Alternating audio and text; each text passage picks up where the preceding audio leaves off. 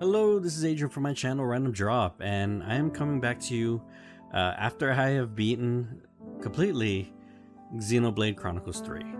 The initial review was with me about 40 hours in, and kind of like saying like, hey, this is how I feel about the game. I've gotten my money's worth, and I felt like I could review it, right? I felt like, hey, I think I've seen enough of this game to give a, like, should you give this a shot or not? And I was definitely right about it, right? It is... The game only got better after that point in the review, story-wise, combat-wise, just the music and the cutscenes and some of the twists and turns. I'm going to be a little bit more spoilery in this because this is kind of more of like a spoiler review. So yeah, let's go from here. But hey, if you liked the video or my review, I do plan on doing more. Hit the like button on it, hit subscribe, and I do want to do more content like this in the future, but this is like more of a post-mortem on the game. So hey, the ending of the game. I think the ending of the game is very bittersweet, but it is kind of poetically perfect. I hope these characters maybe see each other in the future one day, but it is just a very bittersweet feeling. It's hard to describe.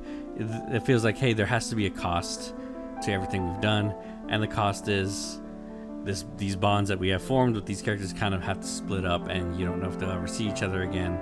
But they were able to completely split the world successfully without too much of a cost. Other than that, I'm still not clear on what happened to the people who were born in, so who are a mixture of the two worlds, right? Because they clearly split by, hey, here's the Xenoblade 1 world, here's the Xenoblade 2 world, and they split off.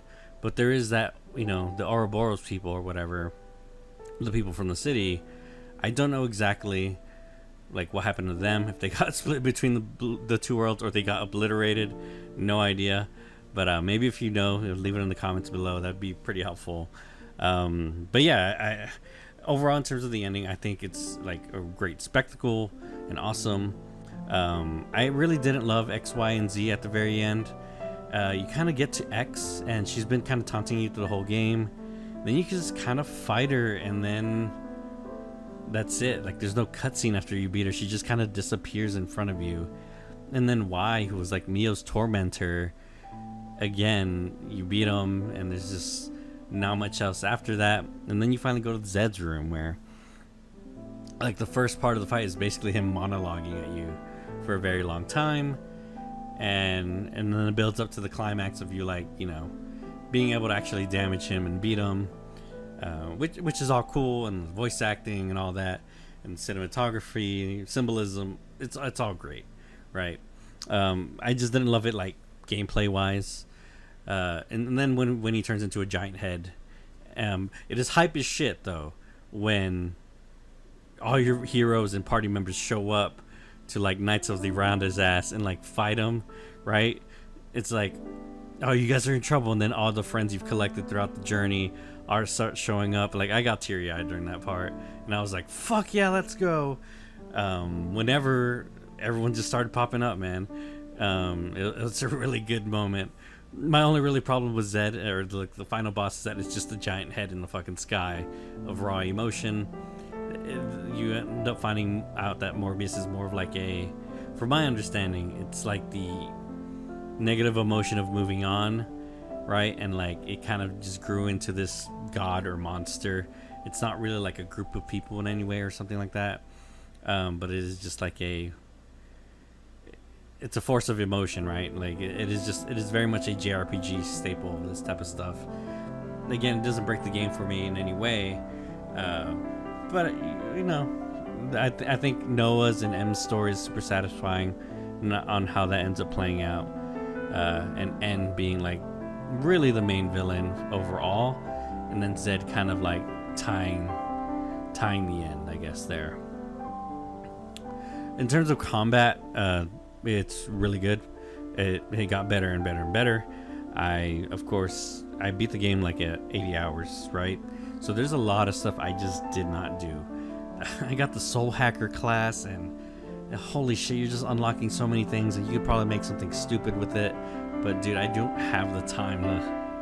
I gathered a lot of them. I went back and killed a bunch, but I don't have a time to like fucking play a blue mage in this game, which I think it's super cool. But holy shit, I wish you got it at the beginning or something. And then yeah, like the rest of the other classes, and then finally getting to send a lot of them. But a big issue I had with the game is that I had a bug where I missed a bunch of ascendancy quests because the exclamation points in the game started to disappear.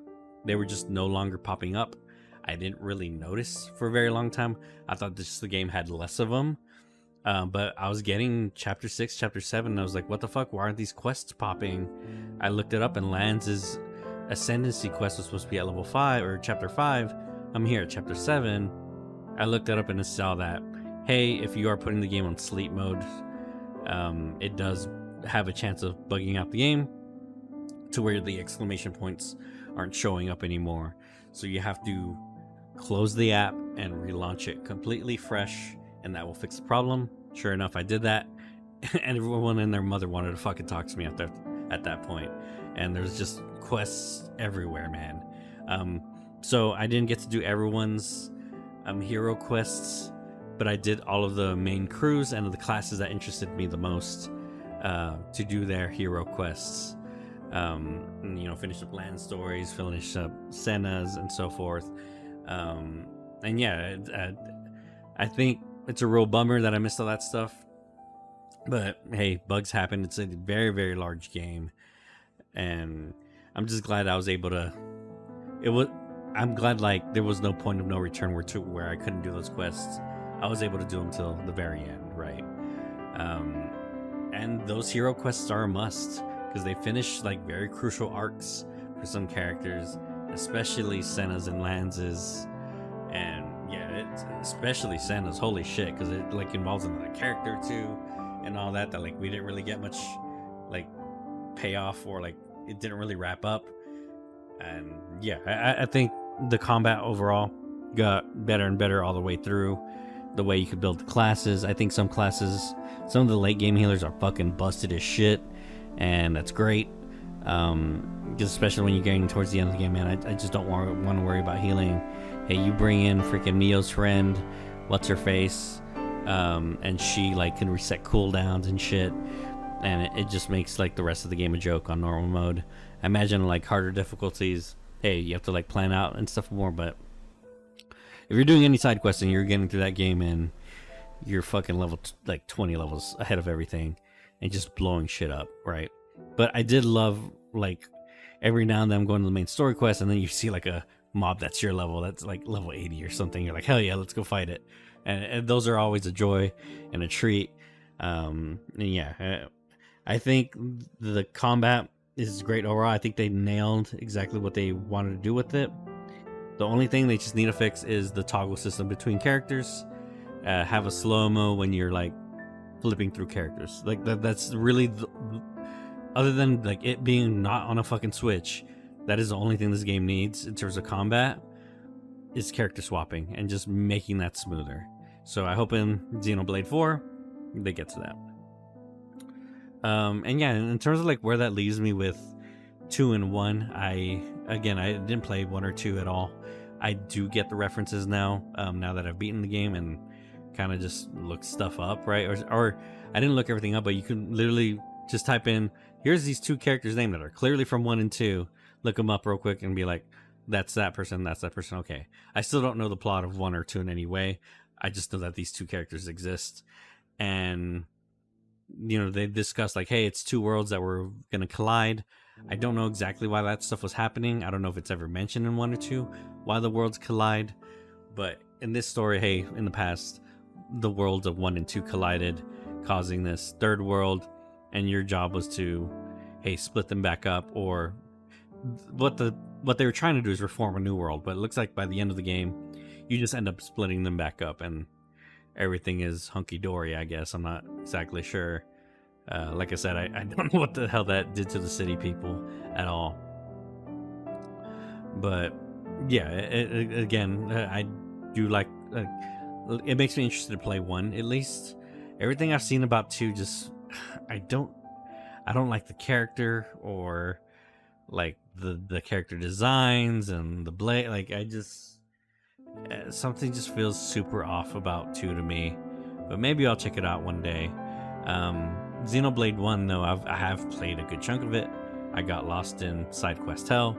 Maybe I'll pick that back up and like actually play the game properly and not get lost in side quest hell and just like try to enjoy the story.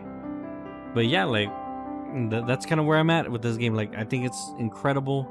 I think it's one of the best JRPG crews and like parties in a very long time. I've not felt like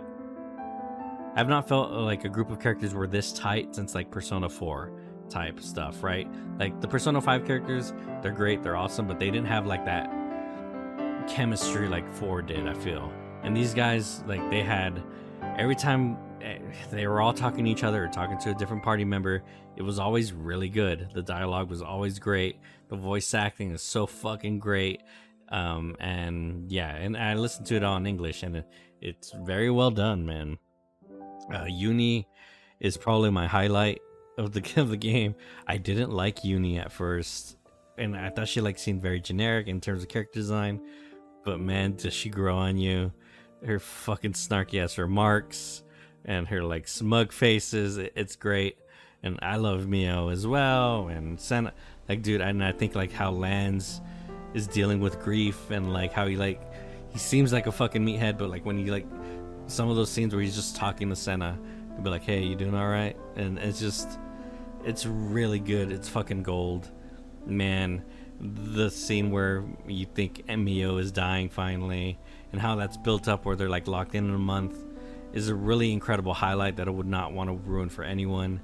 But like as again, this was a spoiler review at the beginning. I mentioned, I want to talk to someone about that scene, right? And how incredible it was. And it could have gone a lot darker, but the reveal and the swap and N's face when he realizes what's happening, it's good. It's good shit, man. This is a very, very good video game. I am glad I played it, and that's all I have left to say. This might be my game of the year, if not for Elden Ring. Story-wise, this is my game of the year for sure. If we're not counting Endwalker, but that like came out at December, so like you can't count that. This is my story highlight of the year, and second gameplay of the year for sure so far.